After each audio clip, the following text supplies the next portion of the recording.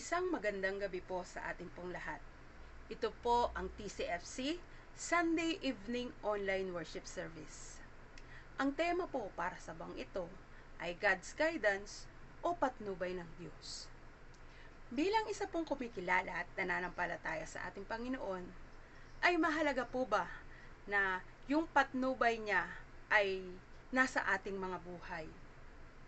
At sa pagharap po natin sa mga iba't ibang sitwasyon o pangyayari sa ating mga buhay, hinihingi po ba natin sa Diyos yung patnubay na tayo po ay dalhin sa dapat nating gawin at sa tumpak na daan at paraan para po ito po ay mabigyan natin ng tamang solusyon? O tayo po ay nananangan sa sarili nating kakayahan at pangunawa at kadalasan ay gumagawa pa tayo ng sarili nating solusyon para po mabigyan ng lunas o malutas yung ating kinakaharap na problema. At yan po ang titignan natin ngayong gabi mula sa salita ng Diyos.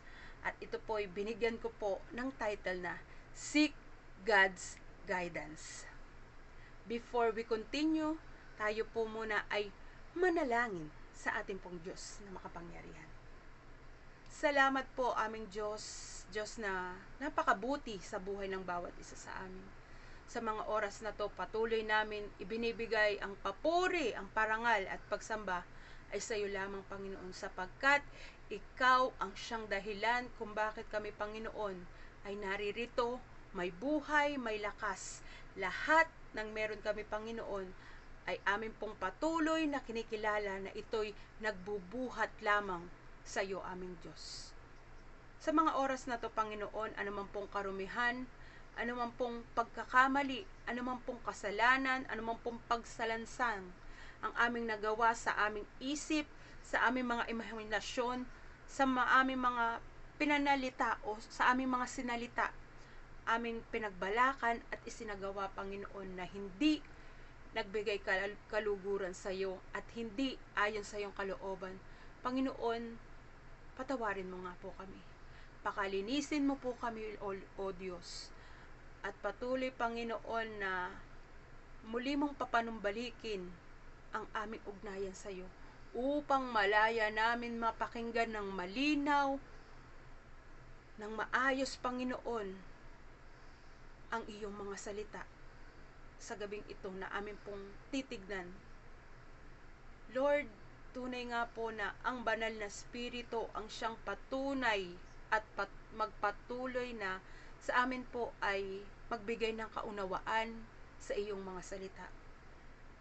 At ito pong mga salita mo ang siyang maging ilaw, tanglaw at gabay namin sa paglakad namin sa mundong ito.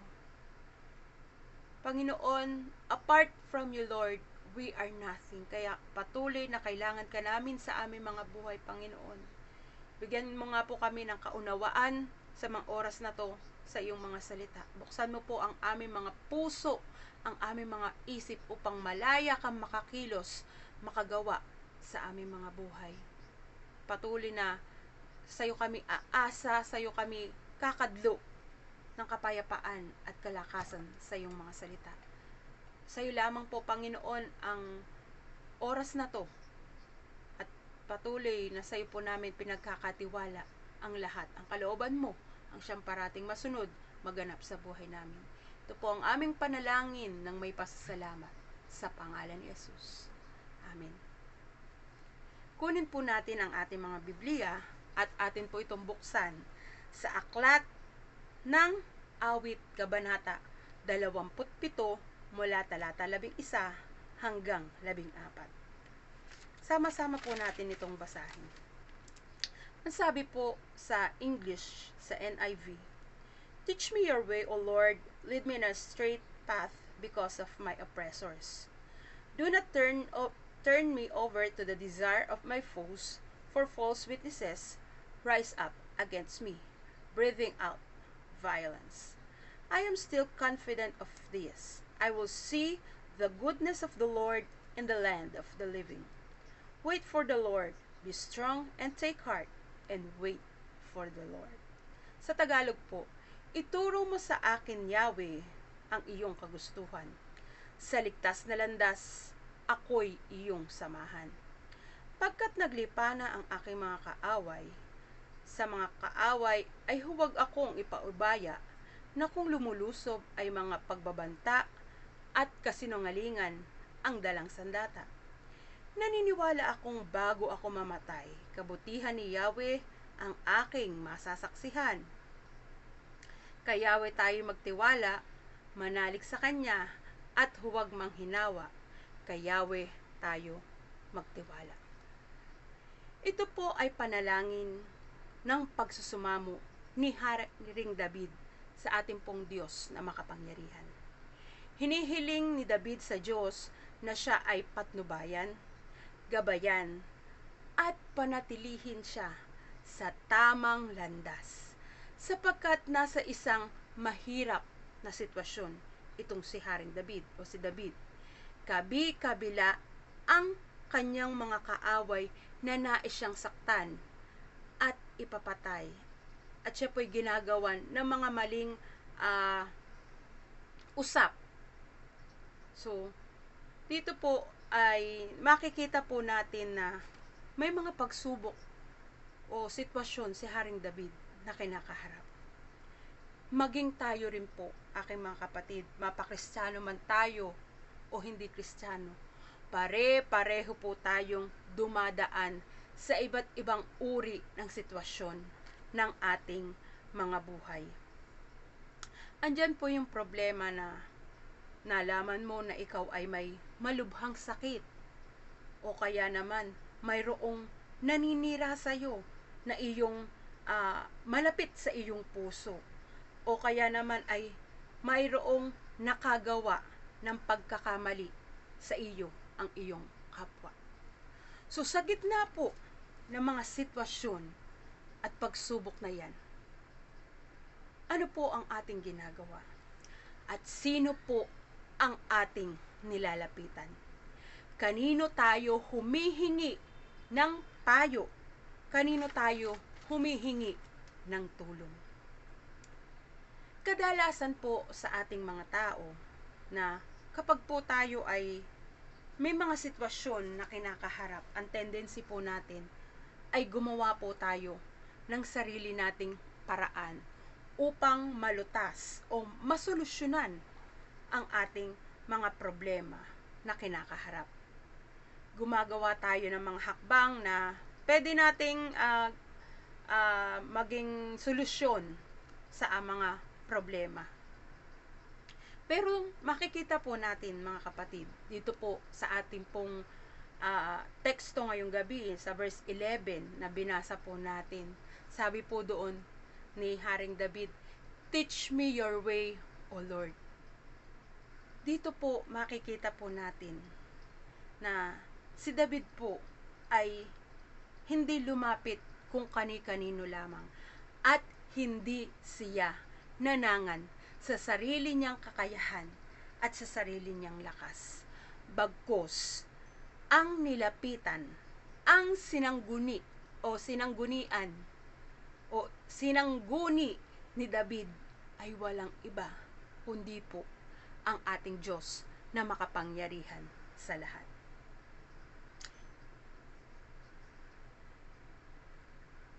Sa ating pong Diyos na may magagawa at may kontrol sa lahat ng bagay. Ipinapakita po dito na ang lubusang pagtitiwala ni Haring David sa ating pong Diyos upang siya'y tulungan mamuhay ng tuwid at tama kahit na siya po ay humaharap sa iba't ibang sitwasyon o mahihirap na sitwasyon ng kanyang buhay. May pagkakataon po sa buhay ni David na bilang siya po ay isang pastol. So bilang isang pastol, inaalagaan niya yung mga tupa na ipinagkatiwala sa kanya. May pagkakataon doon na yung kanyang tupa ay kakainin ng mababangis na hayop, na leon, ng mga oso, ay nagawa po na iligtas ni David mula sa kuko at ngipin na matatalas nitong mga mababangis na hayop na to. Ito po ay dahil sa lakas na kaloob sa kanya ng Panginoon. At meron pa rin pong instances sa buhay ni David bilang siya ay magpapastol nang humarap po ang bayang Israel sa Filisteyong si Goliath, ang higanting si Goliath, na itong bayan ng Diyos ay nilait-lait, maging ang ating pong Diyos na makapangyarihan ay nilait-lait nitong si Goliath. So si David po ay lumaban kay Goliath. Pero ang ginamit po ni David ay hindi po yung kanyang lakas, kundi siya ay buong pusong nagtiwala. Siya ay buong pusong umasa na siya po ay tutulungan ng Diyos para po siya ay makapanagumpay sa kanyang laban kay Goliath. At iyon po yung nangyari, mga kapatid. Nakapanagumpay po si Goliath doon sa sitwasyon na kanyang kinaharap, na kinalaban niya si Goliath na isang higante. So makikita po natin dito na marami na pong pagkakataon sa buhay ni David na ang Diyos po ang siyang tumulong sa kanya. Now, sa sitwasyon po niya ngayon na marami pong kalaban, na maraming kaaway, na nais siyang saktan, nais siyang ipapatay, at may mga false accusation na ginagawa sa kanya. Itong mga kakampi niya na mga kalaban niya na umaapi sa kanya. So dito po sa ating pong teksto ni ngayong gabi, nauunawaan ni David yung paraan ng Diyos ay higit na mas mabuti kaysa sa paraan na maaari niyang gawin upang makapanagumpay doon sa sitwasyon o sa mga kaaway niya na kanyang kinakaharap sa mga panahon na iyon na sinasabi po dito. So, ang daan na itinuturo po ng Diyos sa mga tagasunod ni Kristo ay patungo sa kalooban niya. Yung paraan ng Diyos na ibinibigay sa lahat ng mga nagtitiwala sa Kanya ay para po sa ikabubuti at para po yung pong kalooban na Diyos ay maganap sa buhay nila. Na kung saan ito pong daan na to, na ang paraan na to, ito po'y tumpak at nagdudulot ng kaligtasan sa lahat ng mga nagtitiwala at nananampalataya sa ating Panginoong Hesus. So, ang paghiling po ni Haring David na maakay siya sa isang matuwid at tumpak na landas ay nagpapakita ng pagnanais na maiwasan ang pagkaligaw o makagawa ng kasalanan o kaya naman at maimpluwensyahan siya ng kanyang mga kaaway. So sapagkat ang pagharap sa mga sitwasyon, sa mga kaaway at mga problema o pagsubok ng buhay ay maaaring magdala ng kapahamakan at pagkaligaw kung sa sariling kakayahan at pangunawa mananangan, mga kapatid. Katulad na lamang ng kapag po tayo ay kapag tayo po ay mayroong hindi pagkakaunawaan o meron po tayong hidwaan sa ating kapwa at idinaan po natin ito dun po sa pag-aaway natin o dun po sa paghidwaan natin, pagkakaroon natin ng hinanakit sa ating kapwa, ay idinaan po natin sa pagpo-post sa social media ng mga rants mo, mga hinanakit mo at sama ng loob mo sa iyong kapwa. Ay dito po ay makikita po natin na maaari pa pong lumaki yung sitwasyon na magdudulot na ikaw ay magkakaroon ng kasalanan pa at magkakaroon ka ng kagalit, lalong magagalit sa iyo yung nakasamaan mo ng loob dahil ipinost mo pa doon sa social media. Mga kapatid, sinasabi po dito na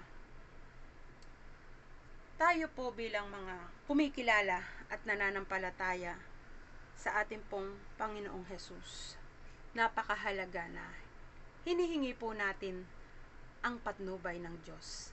Lalo na po sa panahon na tayo ay may iba't ibang mga sitwasyon na pinagdaraanan, sapagkat hindi po madali yung sitwasyon na ating pinagdadaanan kung sa sarili po nating lakas tayo mananangan, sapagkat ang magagawa po nating solusyon, ang magagawa po natin na bigyan ng ang sagot do sa ating problema ay maaari po tayong mapahamak. Katulad nga po nito na yung pong nakagalit natin ay ipinost pa natin kung ano-ano pa nang sinabi natin patungkol sa kanya. So ang nangyari, samaan lang ng loob, pero dahil nga ipinost natin, lumaki na ng lumaki at nagalit na sa'yo at naging dahilan pa yan para yung mga tao ay makisawsaw doon sa sitwasyon nyo na ikaw din ang naging dahilan para sila ay magkasala.